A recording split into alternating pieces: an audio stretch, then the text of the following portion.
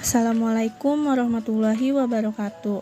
Kami dari kelompok 9 akan mempresentasikan tugas kelompok manajemen sumber daya manusia dengan judul analisis sebab-sebab permintaan SDM dengan dosen pengampu Ibu Sarifah Ida Farida SEMM. Faktor internal sebagai sebab permintaan SDM. Faktor internal adalah kondisi persiapan dan kesiapan SDM sebuah organisasi atau perusahaan dalam melaksanakan operasional bisnis pada masa sekarang dan untuk mengantisipasi perkembangannya di masa depan. Alasan atau sebab ini harus dilihat dari segi ketersediaan SDM, baik jumlah maupun kualitasnya yang relevan dengan bidang bisnis sebagai pilihan organisasi atau perusahaan.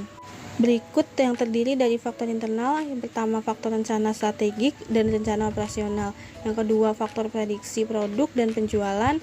Ketiga, faktor pembiayaan SDM. 4 faktor pembuka bisnis baru. 5 faktor desain organisasi DNA desain pekerjaan. Yang terakhir, 6 faktor keterbukaan dan keikutsertaan. Ada faktor eksternal sebagai sebab permintaan SDM.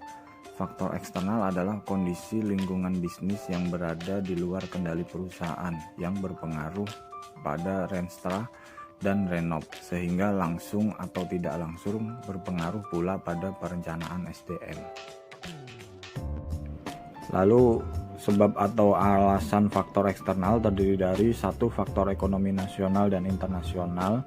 Itu contohnya pada era pandemi kemarin dan perang antar negara Rusia dan Ukraina. Yang kedua, faktor sosial, politik, dan hukum. Itu contohnya di era mendekati pemilihan presiden.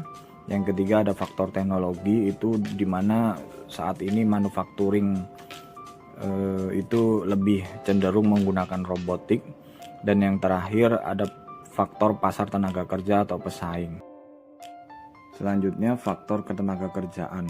Faktor ini adalah kondisi tenaga kerja yang dimiliki perusahaan sekarang dan prediksinya di masa depan yang berpengaruh pada permintaan tenaga kerja baru.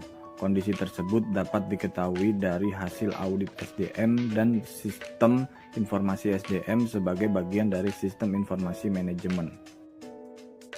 Pertanyaan pertama, tantangan apa saja yang dihadapi oleh perusahaan untuk mengembangkan SDM yang dimiliki dalam menghadapi era globalisasi?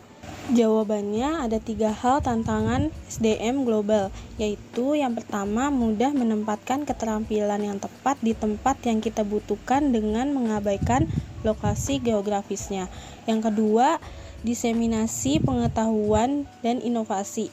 Terakhir, mengenali dan mengembangkan bakat secara global yang dapat berfungsi secara efektif dalam sebuah organisasi global dan mengembangkan kemampuannya. Pertanyaan kedua, bagaimana cara perusahaan meningkatkan sumber daya manusia sehingga perusahaan akan semakin maju dan kompetitif? Jawabannya, yang pertama, mengadakan pelatihan sesuai bidang yang didalami karyawan.